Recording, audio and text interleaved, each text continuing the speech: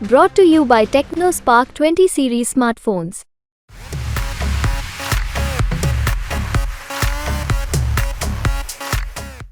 से पैदा नहीं होता, ईवीएम के बटन से पैदा होता है।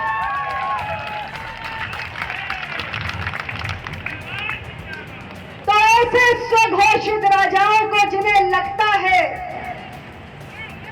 कि कुंडा हमारी जागीर है, उनके भ्रम को तोड़ने का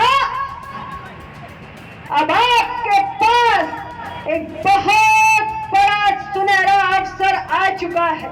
ईवीएम से जनसेवक पैदा होता है, ईवीएम से जनप्रतिनिधि पैदा होता है और उसकी आयु 5 वर्ष की होती है। तो राज परिवारों से किसी को कोई क्यों कुंठा होगी? 7-8 दशक बीत गए हैं, देश आज़ाद हो गया है, अब न राजा रहे न रजवाड़े रहे। अनावश्यक बयान था ये। तो अनुप्रिया पटेल ने खुलेआम राजा भैया के गढ़ में ही आकर उनके साथ पंगा जो लिया तो भयंकर फंस गई खुद अपने ही गढ़ में। राजा भैया को लेकर उनका बयान अब उन पर भारी पड़ता दिख रहा है, क्योंकि राजा भैया ने अब खोल दिया है अनुप्रिया पटेल के खिलाफ मोर्चा खुद उन्हीं के गढ़ में उनको पस्त करने के लिए। अनुप्रिया पटेल के राजा भैया के खिलाफ दिए गए बयान के बाद अब सियासी बवाल मच चुका है। कहा यह जा रहा है कि राजा भैया के समर्थक मिर्जापुर में अनुप्रिया पटेल के खिलाफ प्रचार करने के लिए आ रहे हैं। खुद राजा भैया अनुप्रिया पटेल के खिलाफ चुनावी मैदान में यहाँ उतरेंगे, प्रचार करेंगे और उनके समर्थक अनुप्रिया पटेल के खिलाफ दिए गए बयान के विरोध में अपना विरोध जताते हुए उनके खिलाफ प्रचार करेंगे। तो कहा जा रहा है कि खुद राजा भैया आ रहे हैं अनुप्रिया पटेल की गढ़ मिर्जापुर में अनुप्रिया पटेल का खेल खराब करने। हालांकि राजा भैया के आने से पहले ही मिर्जापुर में उनके समर्थकों और उनकी पार्टी के कार्यकर्ताओं ने बड़ा माहौल बना दिया है, खींच दिया गया है खाका अनुप्रिया को फंसाने के लिए। राजा भैया के नेता कहते हैं कि अनुप्रिया ने जो किया वो ठीक नहीं किया। सुनिए ये बड़ी चेतावनी। बिल्कुल है, नाराजगी तो रहेगा ही, क्योंकि उन्होंने वहाँ पे जाके जो टिप्पणी उन्होंने किया राजा भैया जी के खिलाफ वो उचित नहीं था। तो मिर्ज़ापुर ज़िले में सांसद जी के विरुद्ध एक लॉबी जो है तैयार हो रही है और वो चुनाव में अच्छा देखने को मिलेगा। और वहाँ जाके इन्होंने फिर जो टिप्पणी किया ये अनुचित था।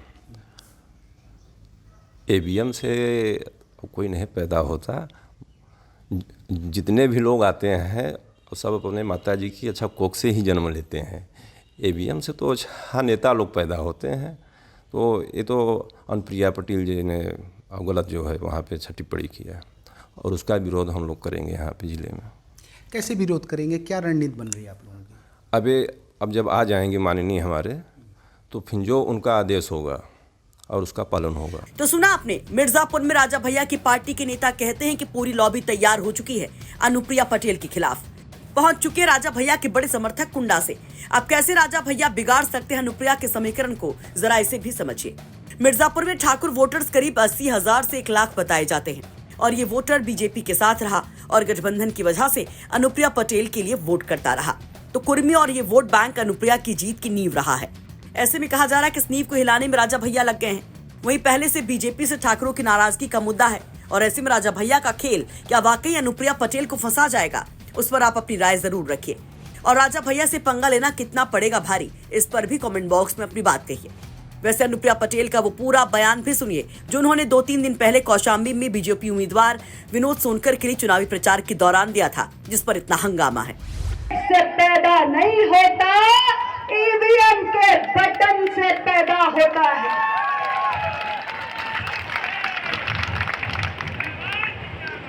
तो ऐसे स्वघोषित राजाओं को जिन्हें लगता है कि कुंडा हमारी जागीर है, उनके भ्रम को तोड़ने का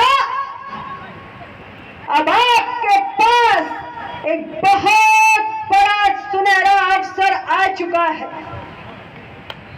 मैं आपसे कहना चाहती हूं कि इस बार जब 20 मई को आप ईवीएम का बटन दबाने जाएंगे तो याद रखिएगा कि इस देश के अंदर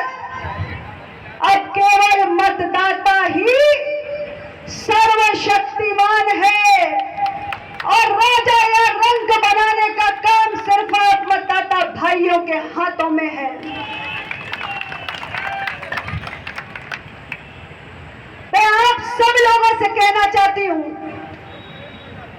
हमारे भाई सोनकर जी ने अपने इस लोकसभा क्षेत्र को परिवर्तन के एक नए युग में ले जाने का काम किया है। मिर्जापुर से सुरेश सिंह की रिपोर्ट, यूपी तक।